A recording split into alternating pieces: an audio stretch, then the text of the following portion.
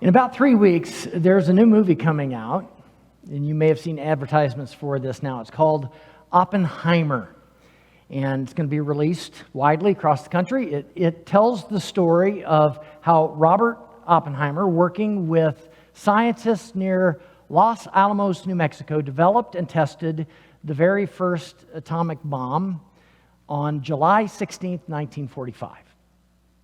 And I was surprised to learn, just in the last week or so, that the director of that movie, Christopher Nolan, described this movie as a horror movie. Because I thought it sounded more like a biopic or a historical drama or something like that. But in a recent interview, he said, some people leave the movie absolutely devastated. They can't speak. I mean, there's an element of fear that's there in the history and there in the underpinnings. And I think most of us, when we think about Robert Oppenheimer, we tend to focus on the results of his work, right? Because it essentially ended World War II. Japan surrendered, saving who knows how many American lives and Japanese lives. My own grandfather was on a boat going to Japan, right, to invade the island when those bombs dropped. Now, I haven't seen the movie. It hasn't come out yet, but I can imagine that Nolan is completely right about this being a horror movie.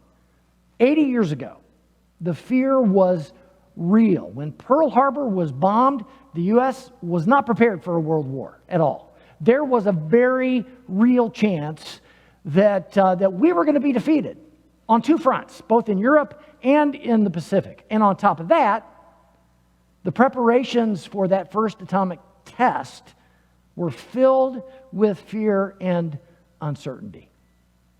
Not only was Oppenheimer's team working with radioactive materials that were so deadly that even a little mistake could be fatal, and was fatal to people that worked on it. But also, he wasn't entirely sure that when he pressed the button for that first atomic test, that nuclear reaction wouldn't just continue to spread through the atmosphere. He didn't know. And basically destroy the entire planet. So yeah, Oppenheimer is going to be a horror movie. And like any good horror movie, the tension builds and it builds. One bad thing gets piled on top of another bad thing until you just, you're literally sitting on the edge of your seat or closing your eyes, right? Hiding so that you won't see whatever happens next. Something I've noticed about the Bible is that there are certain stories, even in the Gospels, that are also filled with terror. Like Christopher Nolan said about his movie, the element of fear is right there in the underpinnings of the story. You just have to imagine yourself being there. For instance, some of you have heard me talk about this before. Years ago, I was at a church camp. Some of the young people from Ohio may have even been there that year that are staying with me right now. But I was a junior camp counselor, 3rd, 4th, and 5th graders. And the boys in my cabin asked me for a ghost story. And I couldn't think of a ghost story. But I had just recently preached on the healing, Jesus' exorcism of the demon-possessed man at Gerasene, okay? And so I just told them that story instead.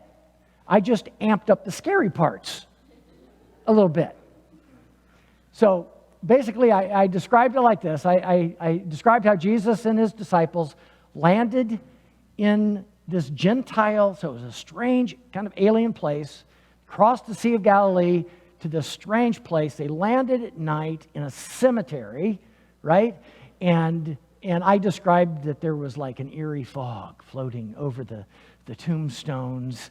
And then they heard the tortured screams of a demon-possessed man who was so strong because of the evil that was in him that even chains couldn't hold him.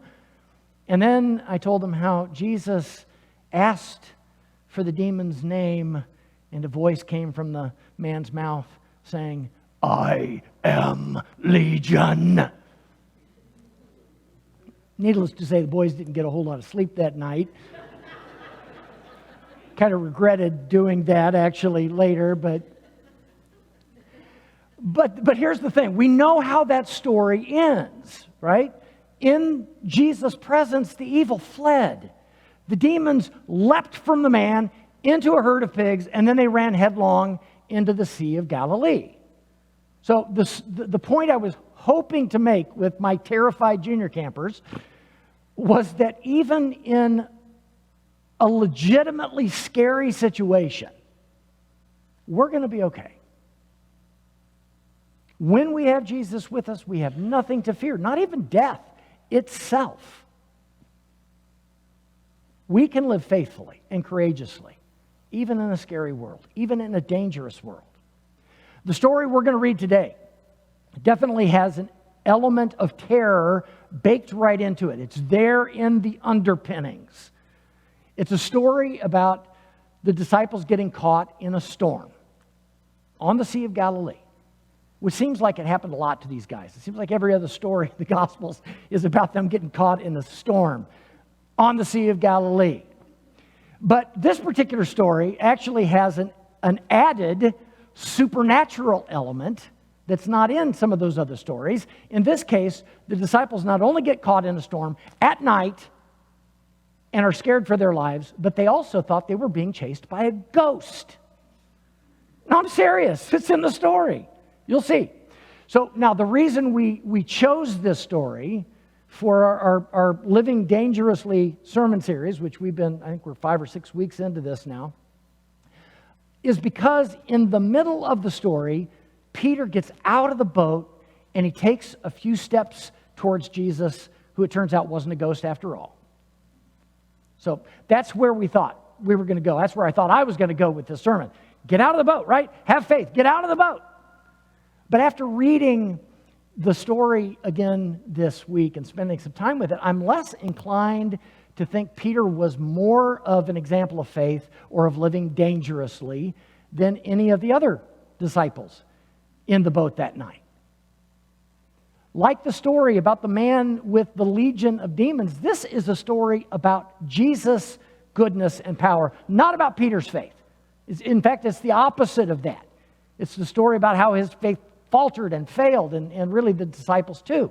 So that's the primary message. It's a message about Jesus' power and goodness, God's power, His presence with us. The secondary message, and it's true for Jesus' disciples both then and now, is that where we choose to focus our attention matters.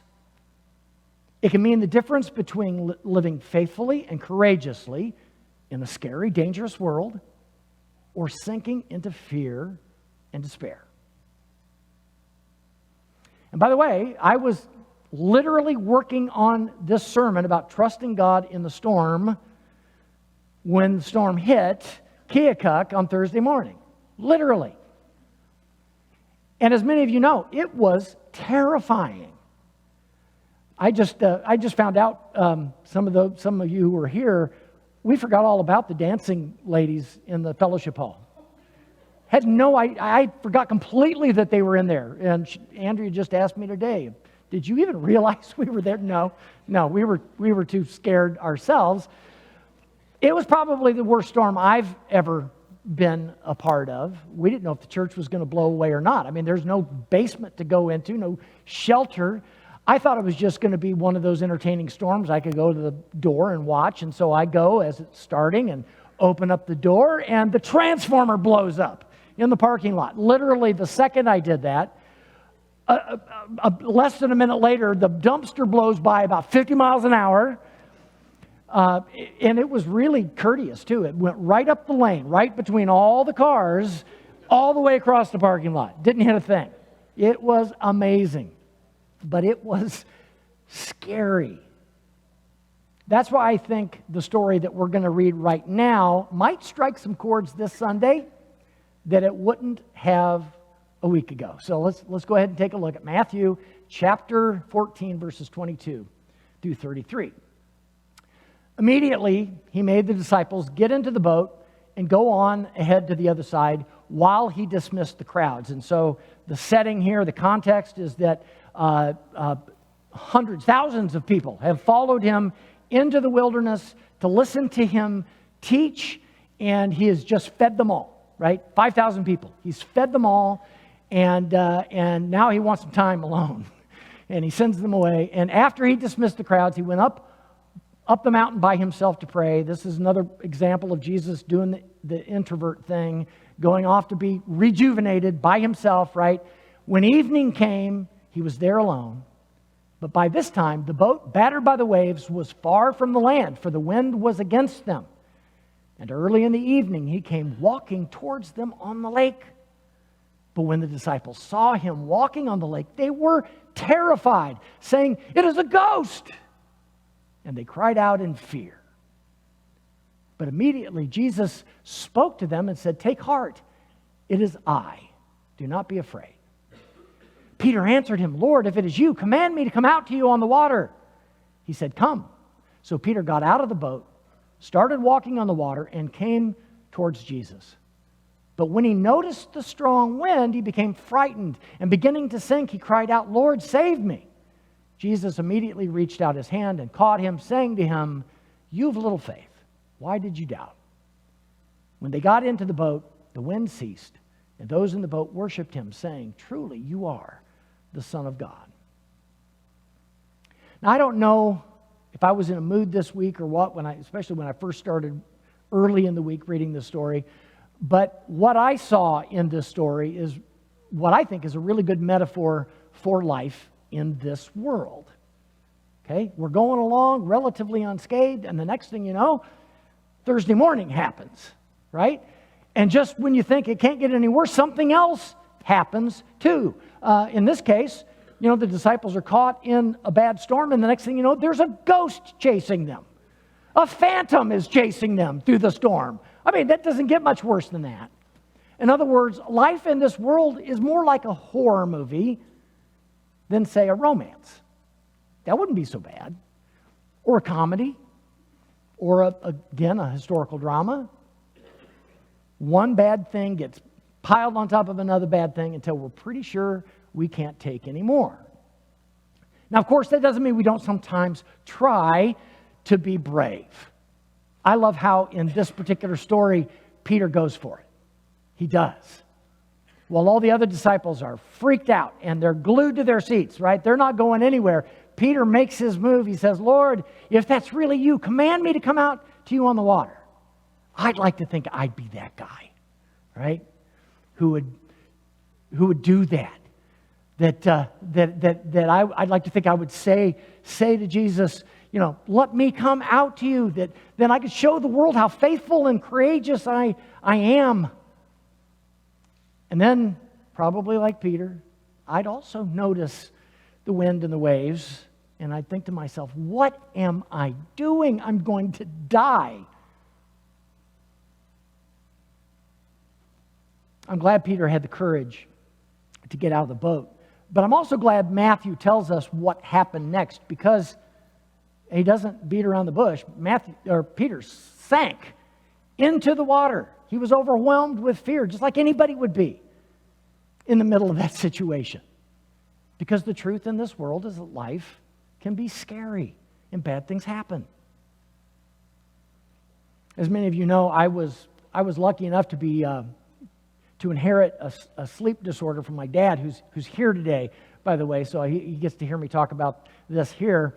So a couple times a week, for my entire adult life pretty much, I wake from a sound sleep in the middle of a full-on panic attack.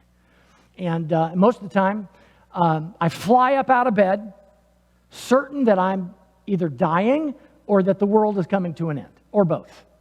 And then it's over. I mean, and usually, literally in seconds, I'm okay, I'm not dying, the world's not ending, and I get back in bed and go to sleep. Well, a couple of weeks ago, I had a different variation on this. This is something new. Never had this before. So it happened after I'd been in bed. Tammy stayed up that night, and I'd been asleep for a while, and somehow or another, all of that fear and that panic that I normally have kind of internalized, I projected on her, okay, when she came into the room. And so I woke up just certain that she was some kind of demonic presence, right? Just like that ghost chasing the disciples on the Sea of Galilee. But it was her. So I jumped out of bed and I shouted "no" at the demon. And then I ran as fast as I could out of the bedroom, clear into our family room on the other side of the house, and stood there.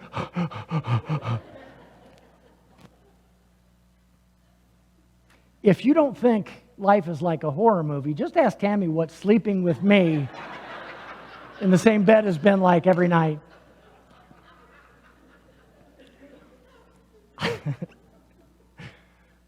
One of my favorite authors, Kurt Vonnegut, author I've turned my kids on to also, he used to write, he had a kind of a phrase that he put in a lot of his books, and it was, "So it goes."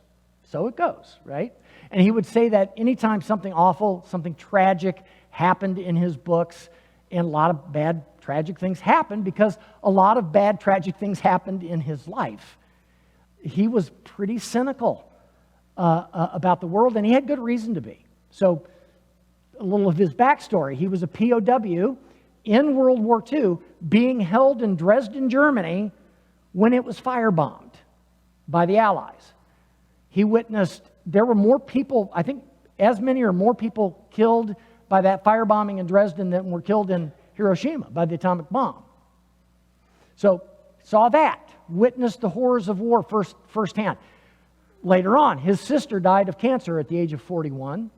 3 days after his sister died, her husband, his brother-in-law, was killed in a train wreck. And then he wound up raising his 3 kids. Now, sometimes when tragedy happens like that, it can soften a person. They can be kinder and gentler after something like that happens to them. But I was sad to read this week, and I guess I don't know why I didn't know this, but I read this week because I remembered So It Goes, right? I looked it up, and it turned out that he died miserable and lonely and angry. He was an angry old man, alienated everybody in his life. Nobody wanted to go near him, even the people that loved him or that he loved the most. As bright and as funny and as insightful as he was, in the end, all he could see was the wind and the waves. It's all he could see. A few years ago, I was one of the faculty at the Ohio region of the Christian Church at their advanced conference. By the way, some of these people over here are kids that went to, they're not kids, they're old now, but they went to advanced conference. Some of them grew up in my church, and now they're like 30-some years old. But I did a keynote address, and I was glad to be able to go back and do that. And I talked about something, and some of you will remember this, about something called tragic optimism. I love this concept, and what I like about this approach to life, about this idea of tragic optimism, is that it doesn't deny the horror show of the world. And the Bible is the perfect example of that, because the Bible doesn't pretend everything is shiny and clean when it isn't. But it does have something to say about where we choose to focus our attention. Will we focus our attention on the storms, on the demons, on the injustices, and subsequently get lost in fear and despair? Because that's what happens when that's where our attention is focused only. We will get lost in fear and despair.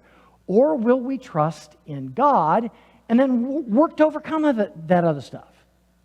Because the fact is, it is really hard to be a force for good if your head is underwater. And that's what happens when you focus on that other stuff. Your head will go underwater. And you won't be good for anyone. I remember when I was a teenager, there was a family in my class that had experienced some real hardship. And one day I was telling my mom about it. I don't think she'll remember this story, but I do. And what I said was that it seemed like this family had had way more than their fair share of grief. And while our family had somehow seemed like we'd been shielded from that, like bad things hadn't happened to us. And then she said something I'll never forget. She said, yes, but... And then she began to list off all the bad stuff that had happened to our family. And I quickly realized, we weren't different than any other family. If you looked at our history, if you looked at our family from a certain angle, it could also look like a horror movie, right? It's just where we chose to focus our attention. We didn't focus on that stuff. Even though bad things had happened, it felt like we were thriving. Now, wild how that works.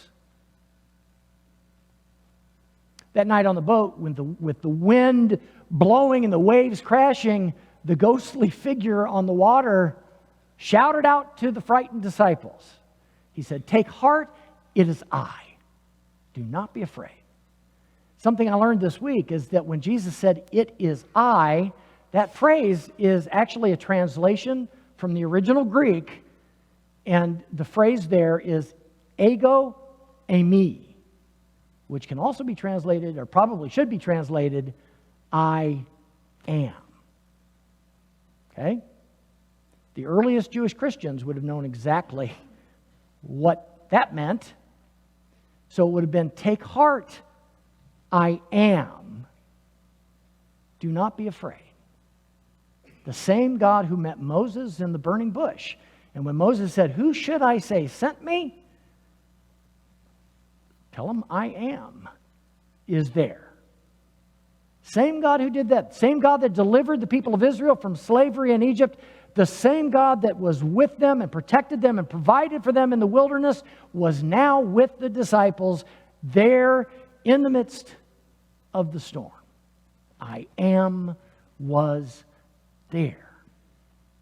For the past 6 weeks, we've been talking about living dangerously, but where we've come out is that what it all comes down to is faith. And as we've seen, there is nothing certain about faith. Nothing. That's why it does feel dangerous. It's not about certainty. It's not about security. We want those things. We'd love to have certainty and security, but that isn't what it's about. It's about trusting in an invisible God, which I'm convinced is the primary purpose of our lives in this world, getting that figured out, figuring out how to do that. Now, of course, there are some people who are eager to engage the danger, right? Like Peter. They're ready to get out of the boat at a moment's notice. I love this picture, right? That would have been me as a kid. Not my brother. It would have been me.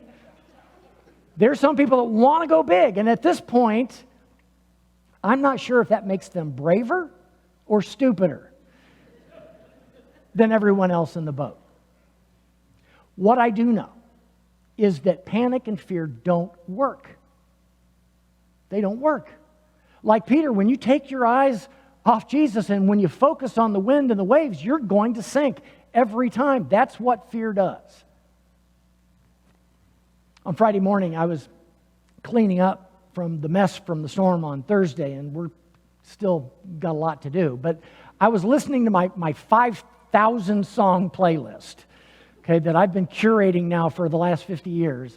And I've got it all in one big playlist, and I love that because I never know what I'm going to hear next, right? It's always a surprise what I'm going to hear next. And sometimes I don't hear the same song again literally for years. But while I was working, a song came on from Casting Crowns. I can't even remember the last time I heard this song, honestly.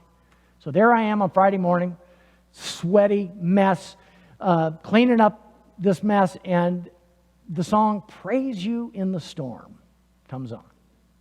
How's that for coincidence? So the chorus goes like this. And I'll praise you in the storm, and I'll lift my hands, for you are who you are, no matter where I am. Every tear I've cried, you hold in your hand. You never left my side. And though my heart is torn, I will praise you in the storm. May that be our prayer and our praise, even in the storm. Amen.